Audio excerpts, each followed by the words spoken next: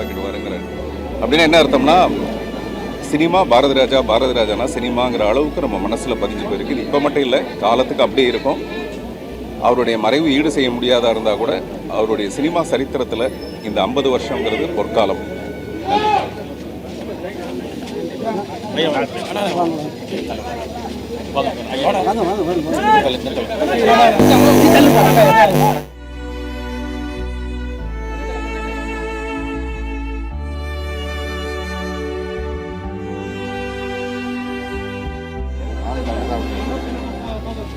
தமிழ் சினிமாவை தொடர்ச்சி போட்டு மாபெரும் இயக்குனர், எனக்கு மிகப்பெரிய லைஃப்பை கொடுத்த ஒரு தலைவராக மரியாதை வேதம்.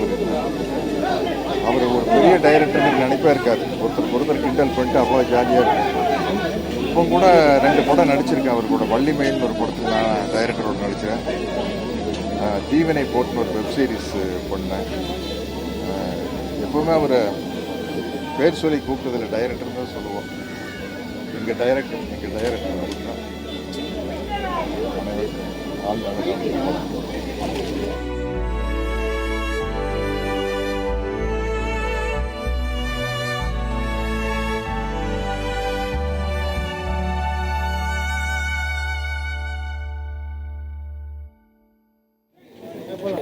இயக்குனர்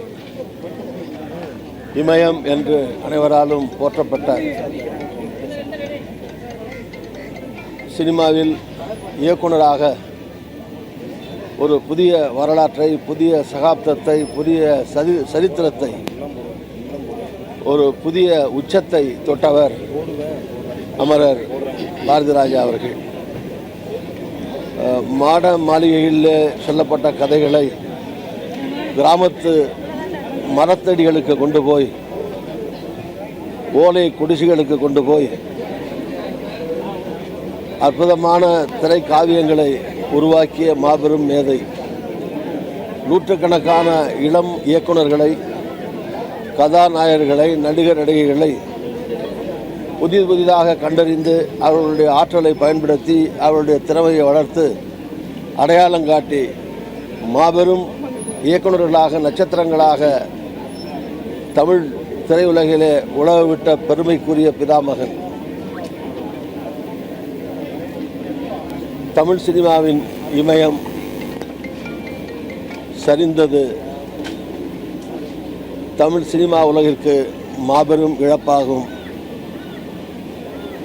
பாரதிராஜா அவர்களை இழந்து வாடுகிற திரையுலகத்தினர், அவருடைய குடும்பத்தினர், நண்பர்கள் அத்தனை பேருக்கும் ஆழ்ந்த அனுதாபத்தை தெரிவித்துக் கொண்டு, பாரதிராஜா அவர்களுக்கு என்னுடைய இரங்கலை தெரிவித்து, அவர் மறைந்தாலும் அவர் இயக்கிய ஒவ்வொரு திரைப்படமும் அவருடைய புகழ் திரையுலகம் இருக்கிற வரைக்கும் தொடர்ந்து அவருடைய புகழ் பாடும். அவருடைய பெருமைகளும் புகழும் சிறப்பும் என்றென்றைக்கும் தமிழ் நெஞ்சங்களிலே நிலைத்து நிற்கும். அமரர் பாரதி ராஜா அவருடைய புகழ் வாழ்க, ஓங்குக.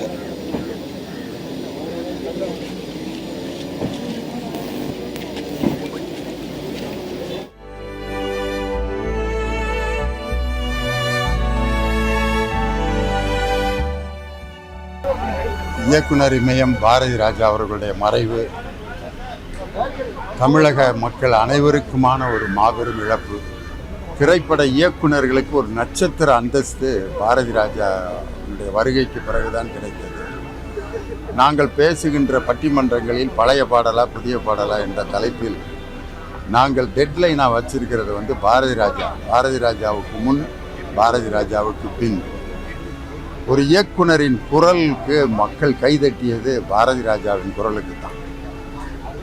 என் இனிய தமிழ் மக்களே என்று அந்த திரைப்பட கொட்டகையில் அவருடைய குரல் ஒலித்த போது தமிழகமே கைதட்டியது.